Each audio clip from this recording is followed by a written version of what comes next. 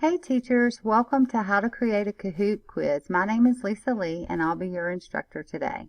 The first thing you need to do from your home screen is go to your Internet Explorer. I'll be using Google Chrome.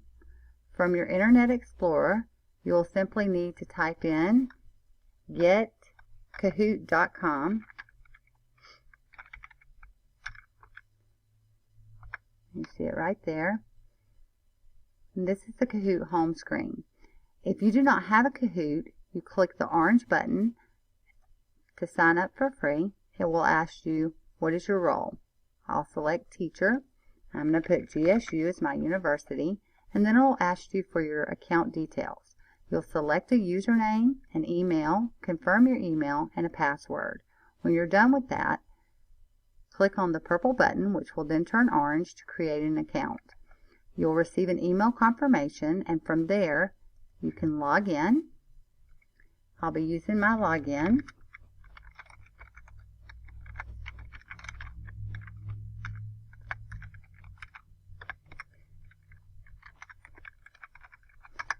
And this is the dashboard. From the dashboard, you can see your statistics of how many games you've had, how many learners, and so on. If you scroll down,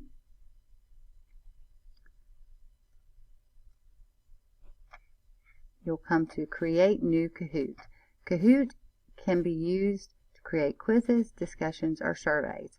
What's great about Kahoot is once you create it online, your students can play using their mobile devices, whether it's a phone, an iPad, a laptop, or a desktop computer. The questions will display on your screen, on the teacher's screen, and the answer choices will display on whatever mobile device that they're using. I'm going to select quiz because that's what we'll be creating today. And then you have to name your quiz. We're going to name this test quiz. Once you've selected your title, click the purple button Go, and it'll bring you to the question screen. The question screen is very easy to navigate. It tells you the name of the quiz, and you can make changes if you'd like to right there. And you can bold the font, italicize it. You can use exponential and subscript or symbols in your questions. And so we're going to say, how do you like Kahoots?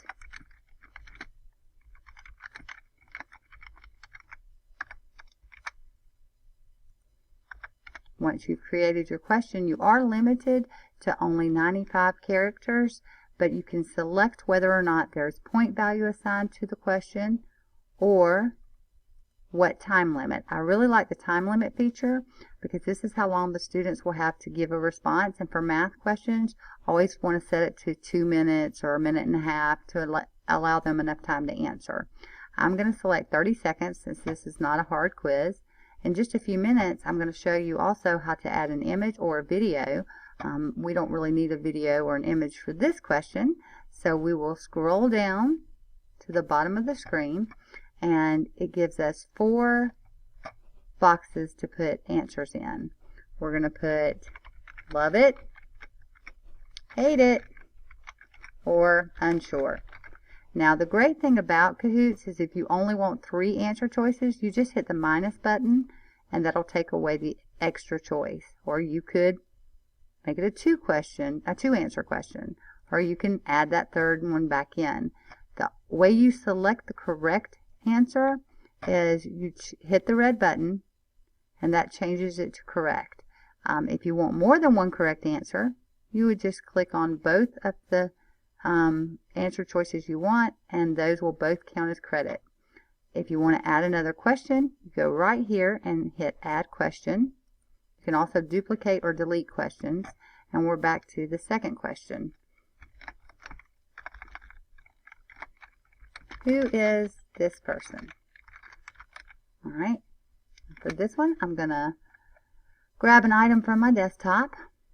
Okay, rotary picture here. I believe it might be from the Chamber of Commerce. And it's going to be Senator Kennedy. So we will put our answer choices. Senator Kennedy. And let's say Bob Hope. He is definitely not Bob Hope. So we'll take away the other answer choices by hitting the minus button, and then activate the green for Senator Kennedy is the right answer. And this is going to be all the questions that I show you because I want to make sure you see the student side. So if I'm done with all my questions, I hit Save and Continue. That lets me see the questions. Now I have seen Kahoots that have 50 questions in them, and that's perfectly fine. It just depends on how long you want to run your quiz. I'm only doing 2 for demonstration purposes, but you would just keep hitting that add question button until you get the number of questions in that you want. This is the screen that you see just before you're published. It allows you to change the order. So if I want that question to appear first, or if I want that question to appear first, it also tells you the statistical information about the question. You can go in and change the name of the quiz here again if you want to. And if you're pleased with the way everything is, you just hit Save and Continue. Then you give the details. What language is your quiz going to be in? And as you can see, there are a ton of choices. And then, is it going to be public or private? I'm going to make this private because I'm pretty sure Senator Kennedy does not want his picture all over a Kahoot. And then primary audience. School, university, business, training. We'll select school. We can add a description. Remember, you're limited to your characters for the quiz title, but the description gives you 140 characters. So you can say first chapter of language arts or whatever details you want to add. And then you can select what difficulty. Is this an advanced level test? Well, not our test we created. It's more like a beginner. So we're going to put beginner for it. And then you can put tags. And it does have some pre-filled tags. So if those pop up, use those. Or you can create your own tag words so that someone on the public Kahoots channel can search for your quiz. So if you want to do that, you can cancel from here if you decide you want to start over, or save and continue. We're going to save and continue. And then it's asking if you want to put a cover on your quiz. It has some animated covers, so we're going to select one of those. You do not have to select a cover. If you don't select a cover, then it's just music and color change. It goes from red to blue to purple. We're going to select this one. And so in the downtime when students are signing up and in between questions, this is the little short clip that they'll see. And again, you don't have to use that. You can add a YouTube video if you want it to display in the background. And you would just put the URL right here if that's what you want to do. So if we're done with that, you hit done. And it's going to ask you, do you want to play now? We are going to play now. I'm going to flip between 2 screens. So I'm going to come over to an open tab, and I'm going to go to Kahoot.it. That's the student login. They don't have to put anything else, just Kahoot.it, and it immediately pops up Game Pen. I'm fixing to get the Game Pen, but I wanted you to be aware that I'm going to show you teacher version and student version at the same time so you can actually see what the game looks like live. Alright, so from the teacher's version, where I am now, I'm going to hit play now, and it brings me to a screen that's going to ask for the details. It gives me the name of the test I'm giving, and before I hit launch, I want to pre-select. Do I want the display pin to show up throughout the game? And I always say yes to this, because if students do get disconnected, bad internet, or they have to leave the room and it logs them out, they can re-enter the pin, and sometimes it will let them rejoin the game. It counts the questions that they missed as wrong, but that's okay. You can also choose whether or not to show intro instructions, whether or not to order the questions, order the answers randomly, or to play music. And we always select that we want to play music while we're waiting, and there are some advanced options that you can play around with as well if you want to. I usually leave those alone. And then when you're ready, you select launch. This is the ready to join screen. When my students see this up, they know a Kahoot's coming. And the teacher screen shows the actual game pin. It also shows that there's no players and it's waiting for players to join. It also shows the student where to go so that they can enter the game pin and where the game pin is supposed to be. Now keep in mind that the game is driven by the teacher on her, if she's going to put it on a projection type of board or even on her computer screen, she just turns her computer screen around and shows the students. They all need to be able to see her screen at all times because the student will not see the question on their mobile device. They will only see the answer key. Alright, now I am flipping over to the student version. I did cut and paste the game pin just to save time, but the student would enter in the game pin and select enter. Then they have to select a nickname. Now I did learn this from my students who are adults. You cannot put a bad word in there. Curse words or negative words are changed to a positive word so that you know, nobody is offended. I thought that was a very neat add to for the program. So we're going to say GSU is number 1. That I think that should be okay. And they have a limited number of characters as well. But that's going to be my nickname for this game. As a student, when I've entered the nickname, I click OK, go. And it checked my nickname and it says, do you see your name on the screen? And of course, I'm on the teacher version here right now, and I see that student's name. If I don't want the student to play, they get in trouble, they have to leave, I can take them off right here. And it also shows me that one player has joined.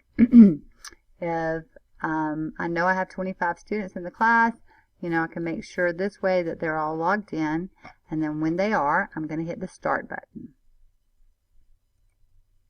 Okay, and it prompts, are you ready? And the game pin is showing at the bottom, and it says, how do you like Kahoots? Alright, and now the question is at the top, the timer is over to the left, and the number of students who have answered is to the right. I'm going to click over to the student version. They only see the answer key. So we're going to click that, which was not the right answer, and they see incorrect. The correct answer was love it or unsure. But since I only have one student playing, you'll notice it also put them in first place. They just won't have any points. After all the students have answered the question, the teacher will see how many answered for each response, and it shows them what the correct responses were. So I can see from the screen I had one student answer. They answered incorrectly. They selected hate it, and I can move on to the next question. The next screen is a leaderboard screen. It shows the top 5 scorers. So if you want to quickly skip past that, if you have a very competitive class and you don't want them to compete, or if you have a very unmotivated class and you want to maybe see if they get competitive, it just depends on the individual classes. But we'll hit next real quick. I only have one student, so of course they're on the leaderboard even though they have no points. And I can end the quiz at this point if I need to, or class is cut short. We're going to go ahead and go to the next question so you can see what the picture looks like. It says question 2 of 2. Who is this person? Final question. Think hard. Okay, so for this one, we're going to get it right. I'm on the student screen now. I'm going to select my answer. It gives them an encouragement, and it gave them a correct response. 805 points, and you're now in first place. Which they were in first place before because they were the only student, but hey, we won't argue semantics. When I'm done showing the correct response screen, I'm on a teacher view now, and the leaderboard. I'll hit end, and it tells me who my top scorer is. Now, the students can rate you. So once it says game over, if I want to send a rating to the student, I just do this. And they can rate me. I'm going to rate me as great, all happy. Okay? And they appreciate the feedback. It tells them their score. They can share their score on Twitter or Facebook if you allow that in your classroom. And what the teacher will see is that one student responded and loved it, and since I only had one student, I call that a win. Then the teacher can click on the final response. I do want to show you this feature. You can play the game again. You can save the results. So if you want to know how many students missed question number 5 on your biology quiz, this is really good data, and it will help you to disaggregate where there may be some learning gaps.